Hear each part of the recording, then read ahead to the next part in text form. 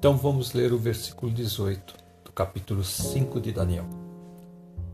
Ó Rei, Deus, o Altíssimo, deu a Nabucodonosor, teu pai, o reino e a grandeza e a glória e a magnificência.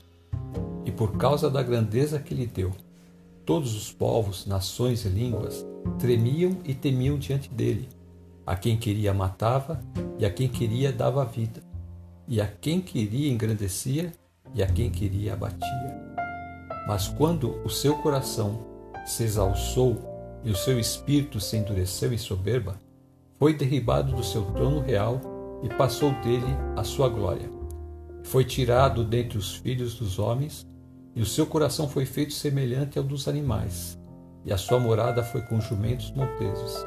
Fizeram-no comer erva como os bois, e pelo orvalho do céu foi molhado o seu corpo, até que conheceu que Deus, o Altíssimo, tem domínio sobre os reinos dos homens, e a quem quer constitui sobre eles. E tu, seu filho Beltsazar, não humilhaste o teu coração, ainda que soubesse de tudo isso, e te levantaste contra o Senhor do céu, pois foram trazidas os utensílios da casa dele perante ti, e tu, os teus grandes, as tuas mulheres e as tuas concubinas, bebestes vinho neles. Além disso, deste louvores aos deuses de prata, de ouro, de cobre, de ferro, de madeira e de pedra, que não veem, não ouvem, nem sabem, mas a Deus, em cuja mão está a tua vida e todos os teus caminhos, a ele não glorificaste. Então dele foi enviada aquela parte da mão, e escreveu-se essa escritura. Esta, pois, é a escritura que se escreveu: Mene, Mene, Tekel e Parsim. Esta é a interpretação daquilo. Mene, contou Deus o teu reino e o acabou. Tekel, pesado fosse na balança e fosse achado em falta. Pérez, dividido foi o teu reino e deu-se aos medos e aos persas. Então mandou Beltsazar que vestissem Daniel de púrpura e que lhe pusessem uma cadeia de ouro ao pescoço e proclamassem a respeito dele que havia de ser o terceiro dominador do reino. Naquela mesma noite foi morto Beltsazar, rei dos caldeus, e Dario o Medo ocupou o reino na idade de 62 anos. Meu Deus. Que coisa, hein? Coisa terrível. Coisa terrível. Depois que ele discursa sobre o que aconteceu com o pai de Beltsazar, Nabucodonosor, dizendo como Deus havia lhe dado um reino, a grandeza, a glória, e ele tinha o poder, tanto é que os povos temiam a ele, a quem ele queria ele matava, a quem ele dava vida, ele tinha o poder sobre as pessoas, ele engrandecia, ele abatia. Mas quando o seu coração se exalçou, quando ele endureceu em soberba, ele foi tirado, ele foi derribado do seu trono. E ele foi morar com os jumentos monteses. E dele passou a sua glória, né? Ali no versículo 20, no finalzinho do versículo 20, que você está lendo, quando se endureceu em soberba, foi derrubado do seu trono. Passou dele a glória. Ele foi tirado daquela posição, foi viver como um animal no campo. Uhum. E agora Daniel vai dizer o seguinte, que o entendimento dele só voltou depois que ele conheceu que Deus, o Altíssimo, é aquele que tem o domínio sobre os reinos dos homens, e é ele quem constitui sobre eles.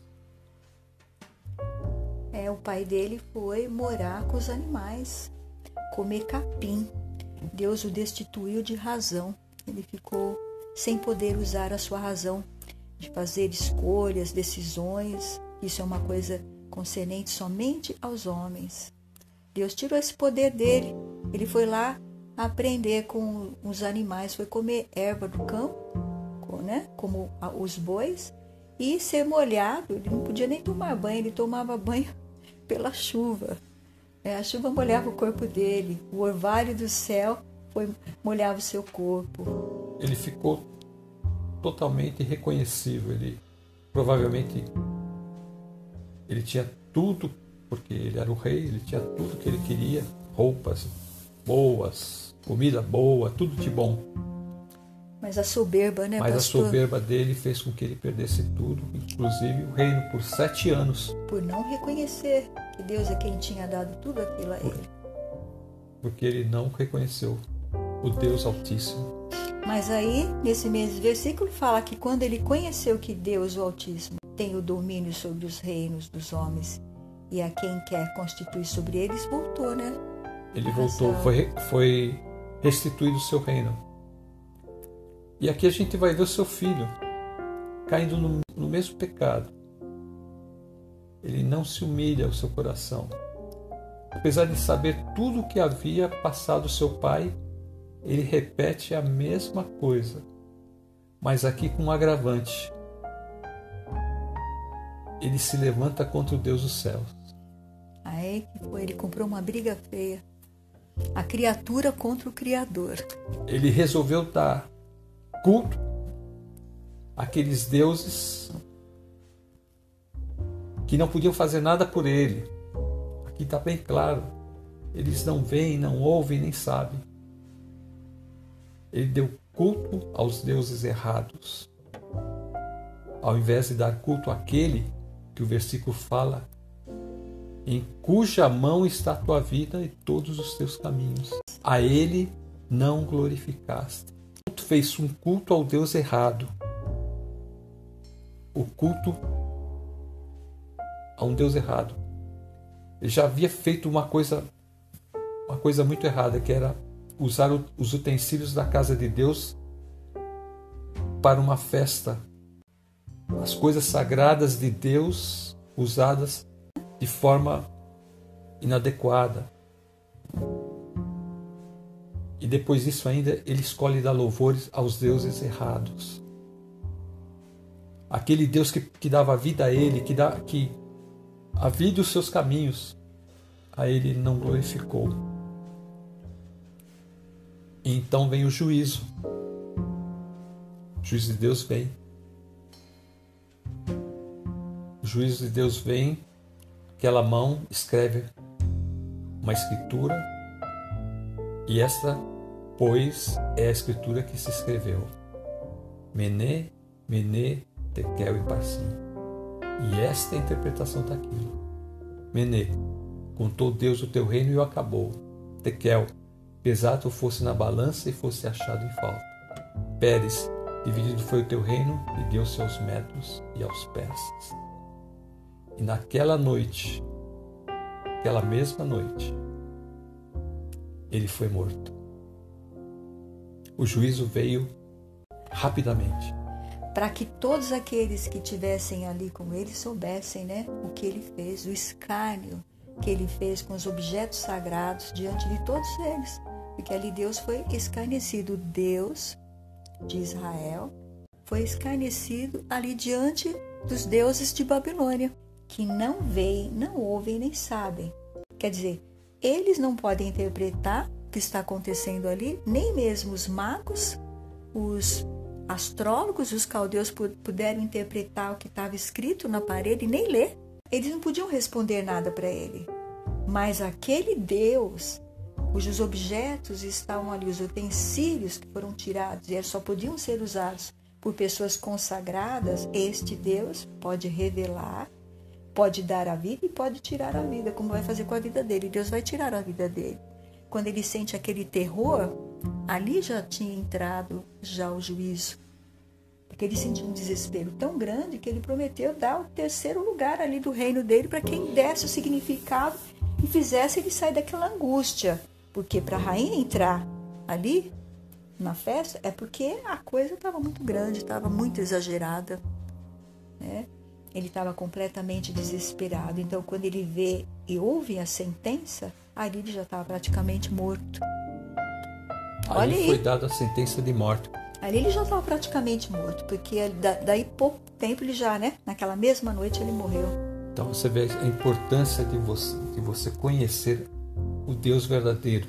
O Deus que Daniel chama de o Altíssimo, que ele chama o Deus do céu. Ele foi se revelar a um povo, mas ele estava desejando alcançar todos. E é isso que ele faz com Jesus Cristo. Ele vem alcançar todos, ele vem se revelar a todos, para que todos possam conhecê-lo, para que nenhum de nós caiamos no mesmo erro que caiu esse rei. E era para ele glorificar o nome de Deus, fazendo o que era reto para com o povo e para com Deus também. Porque se ele não conhecia Deus, pelo contrário, Daniel fala que ele conhecia, porque ele viu o que Deus fez com o pai dele, como Deus orientou o pai dele, como Deus aconselhou e como Deus também fez o pai dele lá comer capim com bois. Ele viu isso, Daniel fala isso, deixa bem claro isso que ele conhecia. No versículo, acho que 22. Não humilhaste o teu coração, ainda que soubeste de tudo isso. Então, ele sabia de tudo isso. Sabia tudo que havia acontecido com seu pai, mas ele não tinha o conhecimento profundo de Deus. Ele não tinha um relacionamento com Deus. Apesar de Daniel estar ali no reino, Daniel está ali à porta do rei, ele não tinha esse conhecimento por não ter um relacionamento. Estava muito cômodo, né, o relacionamento dele ali da forma que ele aprendeu e que ele queria estar, né, com seus maiorais, as pessoas todas adorando ele, dando paparicando. Você precisa de um sim de Deus para poder governar da forma correta. Essa questão do relacionamento com Deus aqui também é bem clara. Você vê que Daniel tem um relacionamento profundo com Deus. Você vê os contrários. Daniel tem um relacionamento com Deus. Belsazar não. Ele tem um conhecimento sobre aquilo que aconteceu com seu pai, mas ele não tem um relacionamento. Ele não mantém um relacionamento com Deus. Isso o leva a esse desfecho. Agora se põe ao contrário. Se Daniel fosse o governante desse país, você pode imaginar o que estaria acontecendo nesse momento? Como José, né? José ficou lá ajudando o faraó. Olha a bênção que foi. A mesma coisa, mas mesmo que ele não estava governando, a sabedoria dele em aconselhar aqueles reis que passaram enquanto Daniel esteve ali, Daniel ajudou muito essas nações. Essa pessoa estava ali disponível. Impressionante isso, é que essa pessoa está disponível, está ali do lado do rei. E ele não utilizou toda essa sabedoria para transformar a sua terra num país ainda melhor. E ainda foi brincar com os objetos sagrados do Deus do Daniel. É interessante também, né? Não tinha aí, será, alguma rivalidade com o Daniel? Porque muita gente tinha ciúmes de Daniel nesse reinado. Muita gente. Pode ser aí que também tinha alguma coisa oculta, nós não sabemos, mas Deus já barrou isso, já acabou com essa pessoa, por quê? Porque ele foi lá sem temer o Deus de Daniel. O Senhor estava esperando o momento de ver, porque Deus já tinha determinado, porque Deus sabe o que vai acontecer antes. Deus só estava esperando acontecer isso para ele poder trazer em letras bem grandes, né? Ali com aquela mão escrevendo ali diante de todos. Eu quero ver agora o que vocês vão falar. Olha aqui, vocês estavam dançando aí para todos esses deuses, mas agora eu quero ver aqui se eles ou alguém de vocês aqui vai poder interpretar o que está aqui nessa parede. E a interpretação só foi possível porque tinha ali um homem de Deus, do Deus Altíssimo, porque senão eles não iam conseguir interpretar. Ele ia morrer sem saber de nada. Provavelmente eles podiam inferir que foi por isso. Mas aí ficou bem claro, como Daniel, o servo de Deus, ele foi lá e mostrou para o rei qual era o significado daquilo. Assim como Daniel, né, usado pelo Espírito de Deus, revelou qual era o sonho do rei, porque o pai dele, né, teve aquele sonho E através daquele sonho ele ficou desesperado, sua alma se perturbou, mandou chamar todos os astrólogos, adivinhos do seu reino. Ninguém pôde interpretar o sonho, até que Daniel foi lá, né? Deus usou Daniel para interpretar a mesma coisa. Novamente entre os astrólogos, entre os caldeus, entre aí os magos, nenhum deles pode interpretar, porque essas palavras não é palavra de homem. Não é palavra de homem que foi escrito aí. Era o dedo de Deus, a mão de Deus. Foi a mão de Deus que escreveu e ele mesmo teve que dar a interpretação. Só ele podia interpretar. Através do seu servo. Glória a Deus. E aí então ele diz, né, que Deus contou o reino dele e o acabou. Que tristeza. Né? Não sabemos a idade que ele estava aí, Belsazar, mas imagina só Deus te falar na frente de todos os seus convidados: olha, acabou o seu reino hoje. Né? Mene, Tekel e Persim, contou Deus o teu reino. A palavra Mene significa isso, contou Deus o teu reino e o acabou. E depois Tekel, pastor? Pesado fosse na balança e fosse achado em falta. Por que ele foi pesado na balança e achado em falta? Nós estamos falando de justiça, né? Quando ele faz o uso das coisas de Deus, de forma inadequada, a balança pesou para o lado contrário a ele. E aí então, Pérez, que significa divisão, dividido foi o teu reino e deu-se aos medos e persas. Agora 2 povos vão tomar o reino dele. Naquela mesma noite, né? Naquela mesma noite, ele morreu. Apesar de ele ter vestido a Daniel, mandado fazer, porque ele já tinha dado a palavra dele, ali ele já não tinha mais consolo nenhum para sua alma. Ali já tinha vindo o juízo decretado, não tinha mais o que fazer. No momento que ele fala que o reino vai ser dado aos medos e persas, ele sabe que ele vai morrer. Porque o rei não vai deixar ele vivo. Outro rei não vai deixar ele vivo. Então ali é a sentença de morte. Mas ele não sabia que ia ser naquela hora, naquele dia. Ele podia não saber que ia ser no mesmo dia, na mesma noite. Né? E aí o Senhor nos dá uma chamada de atenção também. Nós temos que temer a Deus e saber o que nós estamos fazendo com a nossa vida em relação a esse Deus que nós dizemos que tememos. Né? Será que nós estamos agindo como Daniel, sendo prudentes, né? E tomando cuidado de não fazer as coisas que venham decepcionar o nosso Deus? Principalmente na questão do culto, né? O culto a Deus. Essa vida de relacionamento com Deus é o culto a Deus. Quando você fala que vai ter um relacionamento com Deus, você está dando culto. É o culto que a Bíblia fala, que é seu culto racional, é seu culto diário. É racional por quê, pastor? É racional porque vem da razão. Você aceitou isso. Mas com o coração? Mas vem do coração também porque você aprende a amar a Deus. Então tudo isso está aqui.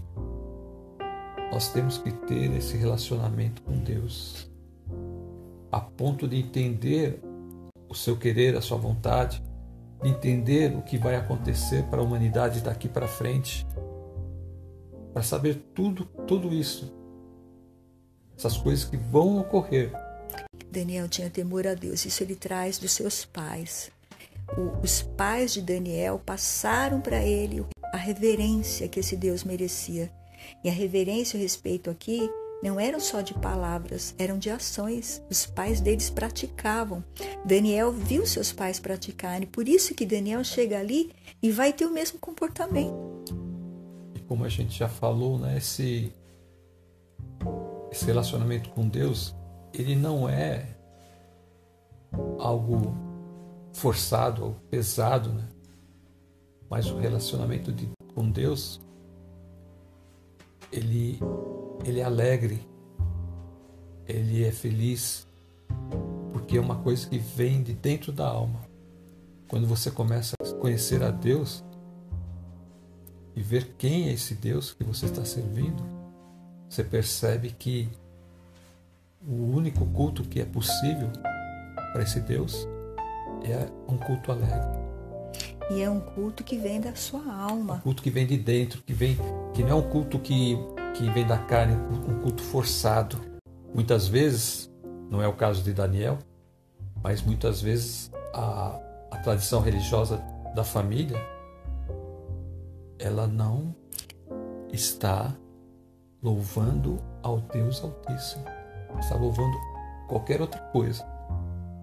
Pode ser uma religião, pode ser uma filosofia, pode ser qualquer coisa. Mas no momento que você conhece o Deus verdadeiro, o Deus Altíssimo, esse é o Deus que tem a sua vida na mão dele, sua vida e os seus caminhos. Mesmo evangélicos,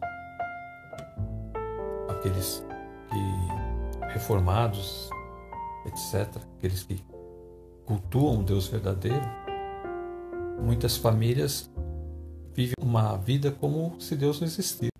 Olha que responsabilidade aqui.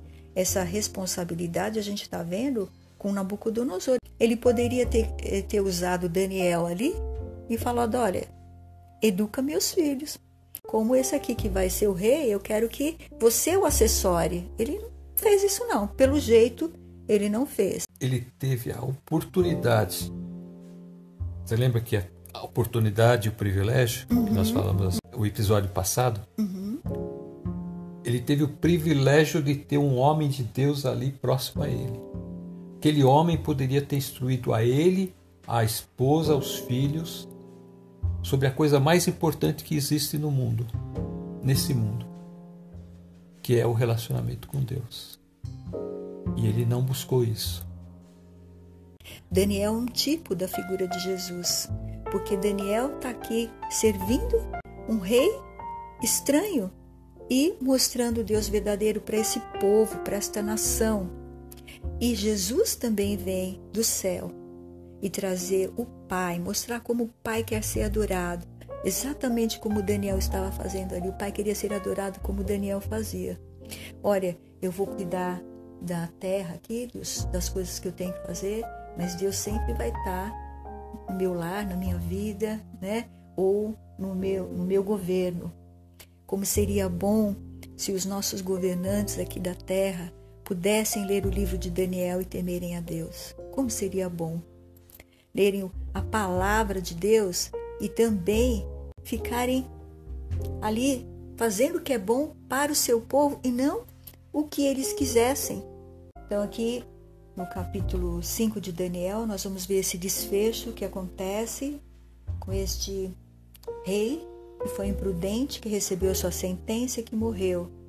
E nós vamos trazer para nós hoje como famílias, né, vamos tomar esse cuidado de Deus, com as coisas de Deus. Cultivar no seu lar relacionamento com Deus entre o casal, de tal forma que eles percebam que o cultuar a Deus não é uma coisa pesada, não é uma obrigação, é um privilégio, é uma coisa que vem do coração. E para isso precisa haver uma conversão genuína, um nascer de novo. Como os pais de Daniel tinham. A diferença dos pais aí, esse governante, porque Nabucodonosor não deu uma boa instrução para ele baseada no temor a Deus. Ele não temia a Deus, porque senão ele não teria levado os recursos ali. Ele estava acostumado a cultuar os seus deuses no meio de festa. Isso não fazia diferença. Eles levavam os seus deuses para a festa. Isso era normal. Estavam sempre com os deuses deles com festa. Só que o Deus dos céus, o Criador dos céus e da terra, que é o Deus de Daniel, e o nosso Deus também, porque nós amamos e reverenciamos esse Deus, que é o Pai de nosso Senhor Jesus Cristo, as coisas dele são sagradas. Você não pode levar as coisas dele nas festas de outros deuses. E também não pode trazer o que está lá para cá. É uma incoerência, né? Você juntar aquilo que é vivo, o Deus vivo, verdadeiro, o Deus que criou todas as coisas, o Deus que deu a vida, juntar com cultos aos deuses, deuses que não podem fazer nada. Você olhando para os textos que nós lemos, você vê que você tem que ter essa base Essa base é importantíssima. Essa é a base para você alicerçar a sua vida. Relacionamento com Deus. Você vai aprender com Deus e você não vai errar como esse rei errou. Você vai, ao contrário, você vai fazer as coisas certas. E se você é um governante, entregue a sua vida nas mãos de Deus e peça para Ele te dar direção e sabedoria. E tema ao Criador, que é o teu Criador, que te criou, que te formou, o que você está fazendo de errado. Porque você vai dar conta para Ele do que você fez durante o seu governo. Não importa em que país você esteja, você vai dar conta. Nós estamos vendo aí que este homem teve que dar conta do que ele fez ali naquele momento que não agradou a Deus. E provavelmente ele já vinha fazendo coisas que não agradavam a Deus ali, acho que foi o ápice dele, né? Só pode ser porque o que ele fez foi uma coisa insana. E nós vamos ler aqui a oração que Daniel fez quando Deus revelou para Daniel que estava oculto ali no sonho do rei.